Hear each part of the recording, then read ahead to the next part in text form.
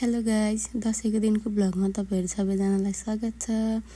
मैले चाहिँ बिहान उठेँ दिदीहरूको घरमा गएको थिएँ। म उतैबाट आएर भाँडाकुँडा त्यो पूजाको भाँडाहरू माझेर अनि पूजा गरेर पूजा गर्नलाई टिकाहरू सबै तयार गरेर अब सबै तरिकाहरू त थाहा छैन, त्यहाँदेखि आफूले जस्तो आउँछ त्यस्तै गरी पूजा गऱ्यौँ। अनि पूजा गरेर जमरा काट्यौँ।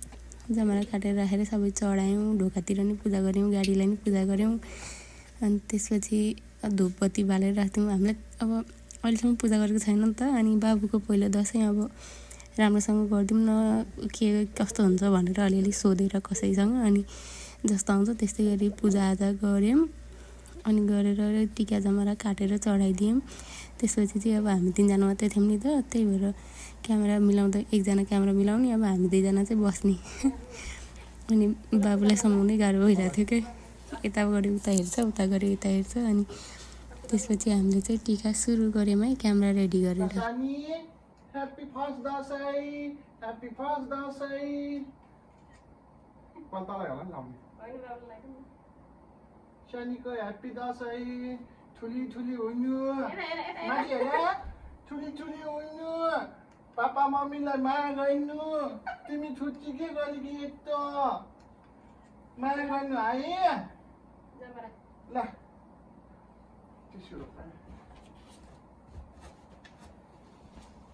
ल सानीले कानमा दमला लाउँछिन्। ल ल यता हेर नि, यतापट्टि ल ल ल सानीले पैचो, सानी पैचो ल पैचो।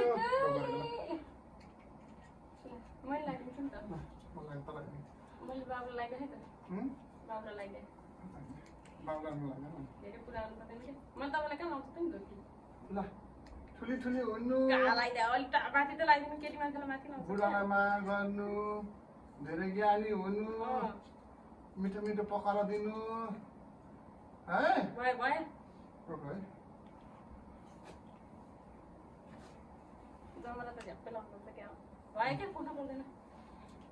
कहाँ आइदिउँ?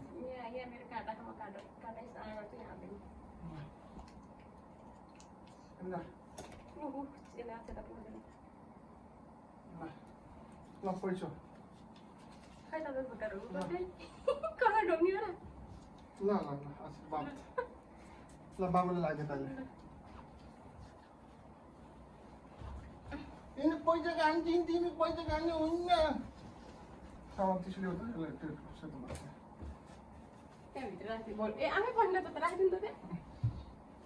ल यति बच्चा ल सानी ले भगवानले सधैँ रक्षा गरून्, ठुलो मान्छे बन्नु, हस् मामुले भनेको मान्नु, माया गर्नु, खाना पार्टी गर्न। सानी खाना केही पठाएको तिमीलाई चाहिँ। सानी ल सानी उता हेर, पापालाई हेर ल। ए मेरो ढोए त सानी यता हेर, छोला सानी हेर, पापालाई हेर उता।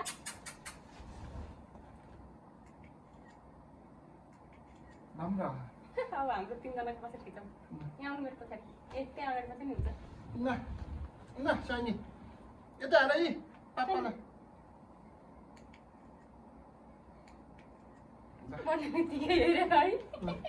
सक्यो। ए प्रसाद खुवाइदिउँ न यसलाई, केरा अलिकति हात धोएर म खुवाइदिन्छु।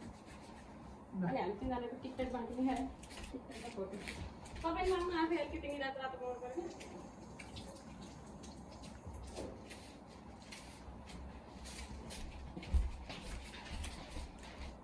तिम्रो लागि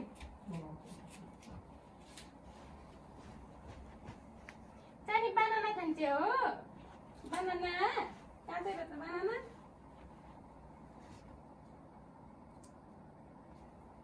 कति भोक लागेको पनि, कति भोक लागेको। ल खाना खुवाइदिउँ पहिला। पित्त पुरा गरौँ न, अहिले रुनु सकेको गाडीमा गर्ने हो कि पुरा त्यो त? होइन, गाडी देखाउनु पर्दैन, गाडी लगाएर गर्ने हो क्या? त्यस्तो हुँदैन। गाडीमा गर्ने हो कि गाडीमा टक्क बाबु राखेर तिमी चुज गर्दै म बाबुको खाता चुज गर्दै म बाबुको खानेकुरा बनाइदिन्छु। अनि स्टाइलले लिएर जाने गाडीमा बाबालाई पहिला केरा भइदिन्छ केरामा खाऊ क्या के खाउँला त्यो खानेकुरा ए दिदीले खुवा जस्तो के कहाँ थियो खान्न आगे बाबु त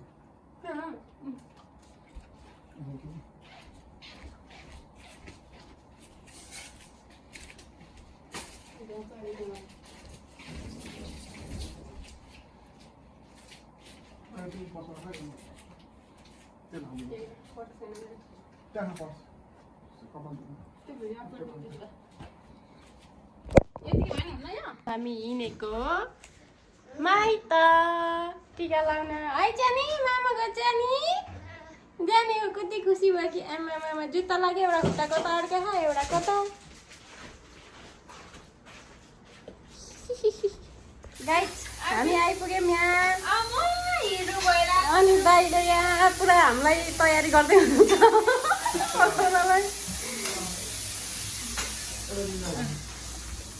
सुत्छ भयो यो सुत्ने बेला भयो सानीको चाहिँ यहाँ भिडियो कल चलिरहेको छ दाइहरूको घर नि टिका टालो गरिसकेपछि हामी चाहिँ हिँड्यौँ बाहिरतिर यसो फ्रेस हावा खानलाई हिँडेको अनि यहाँ चाहिँ मामाले दिएको दक्षिणा थोरै भयो भनेर मामाको कपाल सब तानेर टक्लु बनाइदिन्छु बरु म कपाल तानेर बेच्छु भनेर तानेको तानै पिटेको पिटे गरेर एकछिन फकायो पिङ खेलेको हो चानी हो चानु निदाको मान्छे पनि